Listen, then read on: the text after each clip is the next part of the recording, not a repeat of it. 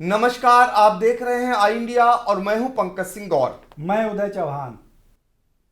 सीतापुर में 13वें एमएलसी के भाग्य का फैसला मतपेटियों में कैद हो गया और उसके बाद चर्चा होने लगी कि अब कितने मतों से जीतेंगे चुनाव और जो लड़ रहे हैं वो कितने मत पाएंगे, क्योंकि आज के चुनाव के दौरान सभी जान गए कि किसका एमएलसी बनना तय है। बशर्ते चुनाव की प्रक्रिया है, अप्रैल को मतदान होगा, उसके बाद नतीजे सामने आएंगे, लेकिन इतना तय है कि ये स्पष्ट हो गया कि सत्ताधारी दल के जो प्रत्याशी हैं पवन सिंह चौहान, उनका ही जोर ज़्यादा दिखाई दिया। कारण उसका ये था कि जो विपक्षी दल खासकर समाजवादी पार्टी के प्रत्याशी अरुणेश यादव का न तो कहीं प्रचार नजर आया और न ही बूथों पर उनके समर्थन में कोई एक भी परिंदा दूर दूर तक दिखाई दिया। ये हाल उस जनपद का है जहां पर पार्टी के एक मौजूदा विधायक हैं और एक एमएलसी भी हैं और पार्टी का अपना संगठन है।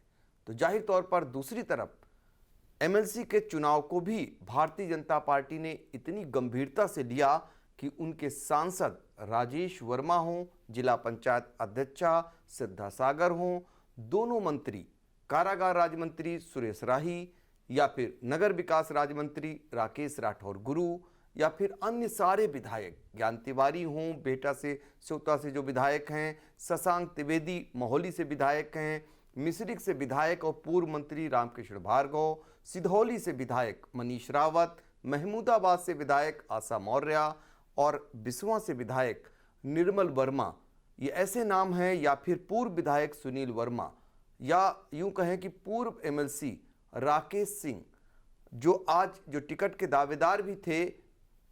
इसके अलावा संगठन स्तर से जिला अध्यक्ष अचिन मल्होत्रा या फिर अन्य संगठन के पदाधिकारी ऐसे चुनाव लड़ रहे थे जैसे बहुत बड़ी फाइट हो, फाइट के रूप में चुनाव लड़ा जा रहा था। लेकिन चुनाव तो एक तरफा नजर आ रहा था, बावजूद इसके भारतीय जनता पार्टी बहुत ही गंभीरता से चुनाव लड़ती हुई नजर आ रही थी। लेकिन चुनाव मतदान के बीच में ही चर्चा छिड़ चली कि कितने मत मिलेंगे, क्योंकि सीतापुर में 3891 मत थे, जिनमें से करीब 99.3% मतदान हुआ है। अब ये शर्त लगा रहे थे लोग कि जीतने वाले को कितने मत मिलेंगे, उसको लेकर के बहस छिड़ी हुई थी। ना कि ये बहस हो रही है कि कौन जीत रहा है कौन हार रहा है, ये सब जान रहे हैं कौन जीत रहा है और कौन हार रहा है। बात ये चल रही है कि हारने वाला कितना मत पाएगा और जीतने वाला कितना मत पाएगा। मतदान करने के लिए जब सीतापुर के सांसद राजेश वर्मा पहुंचे जिला पंचायत जो कार्यालय है जहां मतदान केंद्र था, तो उनका कहना था कि 100 वोटों में समाजवादी पार्टी सिमट कर रह जाएगी, बाकी सारे वोट भारतीय जनता पार्टी को मिलेंगे। यही विश्वास जिला पंचायत अध्यक्षा सिद्धा सागर भी व्यक्त कर रही थी। यही सूबे के दोनों राज्य मंत्री सुरेश राही और राकेश राठौर गुरु भी दावा ठोंक रहे थे। तो जाहिर तौर पर, और जबकि भाजपा प्रत्याशी के समर्थक खुलेआम ये कहने लगे कि अब तो सिर्फ 12 तारीख का इंतजार है, जश्न तो आज से ही मनाने लगे हैं। तो आज जो चुनाव हुआ उसमें खास क्या रहा, उस पर हम आज चर्चा करेंगे। और हमारे सहयोगी उदय सिंह चौहान, जिन्होंने सुबह से ही पैनी नजर रखी सभी मतदान केंद्रों पर, एक एक संवाददाता को आई इंडिया ने आज बाकायदा वहां पर लगा रखा था और हर एक संवाददाता ने हर एक अपडेट देने का काम किया। आई इंडिया पर आप देख सकते हैं कि जितने भी मतदान केंद्र थे तो वहां पर 20 संवाददाताओं को नियुक्त कर बाकायदा वो संवाददाता वहां का आंखों देखा हाल उदय सिंह चौहान के माध्यम से आई इंडिया को पहुंचा रहे थे और उसके माध्यम से दर्शकों को पहुंच रहे थे। तो उदय, पहला सवाल हमारा ये है कि जो एमएलसी का चुनाव संपन्न हो गया, आपको खास बात क्या नजर आई इसमें? देखिए, चुनाव में जैसा आपने बताया, सबसे बड़ी खास बात तो यही रही कि भाजपा चुनाव लड़ बहुत गंभीरता से रही थी, जबकि ये सत्ता का चुनाव कहा जाता है और भाजपा सत्ता में है। इसके बावजूद वो बड़ी गंभीरता से बड़ी रणनीति बनाकर चुनाव लड़ रही थी। लेकिन जो विपक्षी पार्टी थी सपा, वो जैसा कि चुनाव में भी नज़र आ रहा था कि कहीं चुनाव लड़ती नज़र नहीं आ रही थी, लेकिन आज मतदान के दौरान ये स्पष्ट हो गया, ये मुहर लग गई उस पर कि सपा पहले ही सरेंडर हो गई नतीजे आने के। इसका सबसे बड़ा कारण ये निकल के आया, जो 20 मतदान केंद्र बनाए गए थे जिले में, तो इसी से आप अंदाज़ा लगा सकते हैं कि किसी भी मतदान केंद्र पर सपा का कोई एजेंट आज नहीं बनाया गया था। यानी कि कहीं ना कहीं पहले से ही सपाइयों को लग रहा था कि हम ये चुनाव नहीं जीतेंगे तो लड़ने से फ़ायदा क्या है। ऐसा कुछ आज उनकी मंशा साफ तौर पर नज़र आई। यहाँ तक की बात करें, जो सपा के प्रत्याशी हैं अरुणेश यादव, वो जिस इलाके में रहते हैं, पहला ब्लॉक उनका लगता है, वहाँ माना जा रहा था कि कम से कम उनके ब्लॉक में तो सपा फाइट में रहेगी, लेकिन उनके ब्लॉक में भी जो जानकारी निकल के सामने आई, सपा कहीं दूर दूर तक फाइट में नज़र नहीं आई और उनके ब्लॉक में भी सपा का एजेंट नहीं बनाया गया, न सपा का कोई पंडाल लगा। जानकारी ये भी निकल के सामने आई कि पहला ब्लॉक में सपा प्रत्याशी ने तो अपना वोट डाला, लेकिन कुछ दिन पहले तक जो इनके सपोर्ट में सपाई ही नज़र आते थे, आज वो मतदान के दौरान भगवा गमछा डालकर वहाँ मतदान करने पहुँचे, यानी आज उन्होंने भी सपा से दूरी बना ली। तो ये एक बहुत बड़ी खास बात कही जा सकती है इस चुनाव की। लेकिन उदय, एक दूसरी तरफ समाजवादी पार्टी के खेमे से जो खबर आती है वो ये कहा जाता है कि वो अपने मकसद में कामयाब हो गए। उनका लक्ष्य सिर्फ और सिर्फ इतना था कि सीतापुर में एमएलसी का चुनाव निर्विरोध ना होने पाए।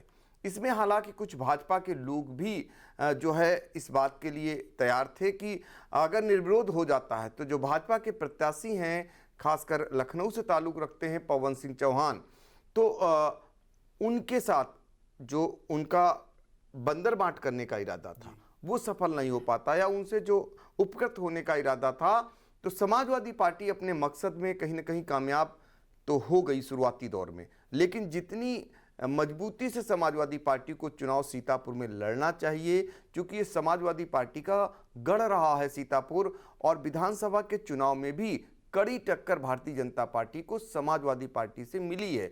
हालांकि एक विधायक जीता है, लेकिन जो हार हुई है वो भी कम अंतराल से हार हुई है। तो ऐसी स्थिति में समाजवादी पार्टी जितनी मजबूती से लड़नी चाहिए थी वो नहीं लड़ी। तो क्या वो जो उनका एम था, जो मकसद था कि निर्विरोध चुनाव न होने देने का, उसमें वो सफल हो गए? हाँ, ये कहा जा सकता है, क्योंकि जिस तरीके से सपा ये चुनाव लड़ती क्या दिखाई दी, जिस तरीके से सपा का खेमा इस चुनाव में उसकी कार्यशैली नज़र आई, उससे ये साफ तौर से जाहिर होता है कि उनका सिर्फ और सिर्फ मकसद यही था कि भाजपा प्रत्याशी को निर्विरोध ना होने दिया जाए, और इसीलिए बस उनका पर्चा वापस नहीं हुआ, वो डेट निकल गई। उसके बाद से सपा बिल्कुल चुनावी पिक्चर से गायब हो गई। यहाँ तक कि इतने बड़े बड़े, अभी 2017 के पहले की बात करें तो सीतापुर सपा का गढ़ कहा जाता था। बिल्कुल। लेकिन इसके बावजूद भी माना जा रहा था कि यहाँ एमएलसी चुनाव में सपा के पास भारी भरकम टीम है, अच्छा इलेक्शन होगा, अच्छी एक स्वस्थ प्रतिद्वंदता दिखाई देगी, लेकिन वैसा कुछ नज़र नहीं आया। अगर हम बात करें सपा खेमे से, तो आप देख सकते हैं कि ब्लॉक पहला में जो खुद सपा प्रत्याशी का होम ब्लॉक कहा क्या जाए है उनका, वहाँ के जो ब्लॉक प्रमुख हैं रावेंद्र यादव उर्फ अजय यादव, ये भी सपा के समर्थन से ब्लॉक प्रमुख बने थे, और ये खुद आज अपना वोट डालने नहीं पहुँचे। इनके भाई हैं उपेंद्र यादव, इनका भी वोट था और वो भी, ये दोनों भाई वोट डालने नहीं पहुँचे। तो इससे आप साफ तौर पर अंदाज़ा लगा सकते हैं कि सपा किस तरीके से चुनाव लड़ रही थी। हालांकि हाँ, वो इनका मकसद जरूर कामयाब हुआ कि निर्विरोध नहीं होने दिया, और उसमें सपा से ज़्यादा भाजपाइयों का भी योगदान कहा जाएगा। तो ये एमएलसी चुनाव की खास जो जानकारियां हैं वो आई इंडिया अपने दर्शकों को पहुंचा रहा है। महत्वपूर्ण जानकारी उदय सिंह चौहान ने दी कि जो पहला ब्लॉक है वहां के जो ब्लॉक प्रमुख हैं, समाजवादी पार्टी समर्थित हैं, वो वोट डालने नहीं गए, उनके भाई नहीं वोट डालने गए। अंदाजा लगा सकते हैं कि समाजवादी पार्टी की स्थिति सीतापुर में कैसी है। और हम आपको और खास बात ये जानकारी देने जा रहे हैं कि सीतापुर के समाजवादी पार्टी के एमएलसी आनंद भदौरिया, जो निर्विरोध रूप से निर्वाचित हुए थे, उनका कार्यकाल चूंकि खत्म हो चुका था, इसलिए आज वो भी अपना मत नहीं डाल पाए। और ख़ास बात ये निकल करके आई जब सीतापुर जिला पंचायत के कार्यालय को, जहां पर मतदान केंद्र बनाया गया हुआ था, वहां पर सूबे के कारागार राज्य मंत्री सुरेश राही जब अपना वोट डालने पहुंचे तो उन्हें बैरंग वापस लौटना पड़ा।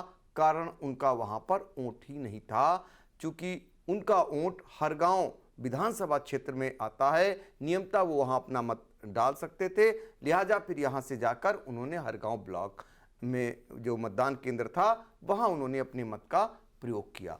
दूसरी हलचल जो सबसे बड़ी थी वो मुख्यालय पर ड्रोन की नज़र में आज पूरा मतदान प्रक्रिया को संपन्न कराया गया। जो जिला पंचायत का जो मतदान केंद्र था, जहां पर सांसद और जनपद की प्रथम नागरिक जिला पंचायत अध्यक्षा सिद्धा सागर और राज्य मंत्री राकेश राठौर गुरु समेत जो है निकाय के अध्यक्ष राधेश्याम जायसवाल और इसके अलावा सभासद जिला पंचायत सदस्यों ने वोट किया, वहां पर ड्रोन से ऊपर से नज़र रखी जा रही थी, जो चर्चा का विषय था, कौतूहल का विषय था। इसके अलावा मतदान केंद्रों पर सीआरपीएफ और सीसीटीवी लगे ही हुए थे। जो प्रेक्षक हैं और रणवीर प्रसाद, उन्होंने भी करीब 5 मतदान केंद्रों का भ्रमण किया और वहां का जायजा लेते रहे। दिन भर जिलाधिकारी विशाल भारद्वाज, पुलिस अधीक्षक आरपी सिंह और अन्य अधिकारी भ्रमणशील रहे, जायजा लेते रहे। यही कारण रहा कि कहीं से भी कोई छुटपुट भी घटना सामने नहीं आई। इसके अलावा उदय अगर बात करें तो और आपको क्या नजर आया? आपने सारे मतदान केंद्रों को कवर किया, वहां ग्राउंड जीरो से आपने आज रिपोर्ट दिखाने का काम किया अपने संवाददाताओं के माध्यम से। आई इंडिया के जितने संवाददाता थे आज बेहद सक्रिय नजर आए और उन्होंने हर एक जानकारी दी, जिनके माध्यम से आपने दर्शकों तक पहुंचाने का काम किया। अन्य खास बात की अगर चर्चा करें तो वो क्या नजर आया आपको? देखिए, खास बात की बात करें तो आज भाजपा का खेमा सुबह से ही खासा उत्साहित दिखाई दिया। वो किसी एक मतदान केंद्र पर नहीं, सारे 20 मतदान केंद्रों का तकरीबन एक सा ही हाल था। भाजपा खेमा शुरुआत से ही उसको ये जैसे लग रहा था कि जीत उनकी पक्की है। बस वो ये प्रयास कर रहे थे कि इस जीत के अंतर को हम कितना बड़ा कर पाएँ। इसके अलावा अगर खास बात की बात करें तो लहरपुर मतदान केंद्र पर एक खास बात नजर आई। एक महिला मतदाता थी वहां पर, वो मतदान करने उस स्थिति में पहुंची जब उनको प्रसव पीड़ा हो रही थी, लेकिन उस स्थिति में वो अस्पताल ना जाकर के पहले मतदान केंद्र पहुंची और उन्होंने अपना वोट डाला और वोट डालने के बाद ही उनकी स्थिति वहां बिगड़ी और उनको तत्काल अस्पताल पहुंचाया गया। हालांकि उन्होंने उसके बाद एक स्वस्थ बच्ची को जन्म दिया, सुरक्षित प्रसव हुआ। इसके अलावा अगर खास बात की बात करें तो लहरपुर में ही खास बात नजर आई कि वहाँ गंगा जमुनी तहजीब देखने को मिली। वहाँ जो वोट डालने महिला मतदाताएं पहुंची तो उनमें कई मुस्लिम महिला मतदाताएं और हिंदू मतदाताएं एक साथ वोट डालने पहुंची। इसके अलावा बात करें तो हम एलिया ब्लॉक से अच्छी तस्वीर सामने आई, जहां एक बीमार मतदाता वोट करने पहुंचा तो जो पुलिसकर्मी ड्यूटी पर लगे हुए थे वो उसका सहारा बने और गेट से लेकर के मतदान बूथ तक उसको पहुंचाया, उसका वोट डलवाया। तो ये खास बातें थी। चूंकि आज जो मतदान हुआ वहाँ के ग्राउंड जीरो से तो खबर आई इंडिया दिखा ही रहा था, उसमें से जो खास बातें छन करके आई, जो खास नज़र आया वो आप तक पहुंचाया जा रहा है। और आपको बता दें, मतपेटियों को सुरक्षित सीआरपीएफ की सुरक्षा व्यवस्था के बीच लाकर सदर तहसील में जो है उन्हें रखा दिया गया है, जहां पर सुरक्षा घेरा के बीच उन मतपेटियों को रख दिया गया है। और 12 अप्रैल को अब मतगणना होगी, लेकिन आज जैसे ही मतदान संपन्न हो गया, तुरंत भारतीय जनता पार्टी के जो प्रत्याशी हैं पवन कुमार सिंह, जिन्होंने डेरा डाल रखा है सीतापुर में, जब से वो प्रत्याशी घोषित किए गए हैं, ब्रह्मदीप होटल पर उन्होंने अपना कार्यालय बना रखा हुआ है। वहां पर बड़े पैमाने पर बधाई देने का तांता लग गया। आपको बता दें, पार्टी के पदाधिकारी, जनप्रतिनिधि और इसके अलावा समर्थकों का भारी हुजूम उन्हें अभी से बधाई देने लगा है और हर कोई दावा करने लगा है कि इस ब्लॉक में वो इतने मतों से जिताकर भेजेंगे। तो अंदाज़ा लगा सकते हैं कि रुझान किधर है। मतदान के पूर्व जो परिणाम आना है, मतदान के बाद का जो रुझान है, जो मतगणना से पहले का, वो आज कहीं ना कहीं एक खेमे में दिखाई दे रहा है। और दूसरी तरफ अकेले जो है सपा प्रत्याशी आज वोट डालने के बाद दिखाई दिए। उनके समर्थन में उनके साथ एक भी समाजवादी पार्टी का कार्यकर्ता, पदाधिकारी, नेता, जनप्रतिनिधि और पूर्व जनप्रतिनिधि कहीं दूर दूर तक नजर नहीं आया। और खास बात यह भी रही कि नामांकन के बाद से समाजवादी पार्टी की एक भी मीटिंग का हाल कहीं सामने नहीं आया। मीडिया से भी कोई रूबरू नहीं हुए, कोई आरोप प्रत्यारोप का दौर भी नहीं चला, अपनी प्राथमिकताएं भी नहीं गिनाई। तो कैसे चुनाव लड़ा जा रहा था ये फिलहाल समाजवादी पार्टी जाने, लेकिन जब नतीजा आएगा उसके बाद जो हालात सामने आएंगे उससे निश्चित तौर पर पार्टियों के प्रति आम धारणा जो जनता की बनेगी वो आने वाले समय में पार्टियों को नुकसान भी पहुंचाती हैं और फायदा भी पहुंचाती हैं। इसका सभी अब इंतजार करें, 12 अप्रैल को देखें कि नतीजे में क्या कुछ रहने वाला है। तो चुनाव से जुड़ी हुई हर एक खबर को देखने के लिए आई इंडिया देखना न भूलें।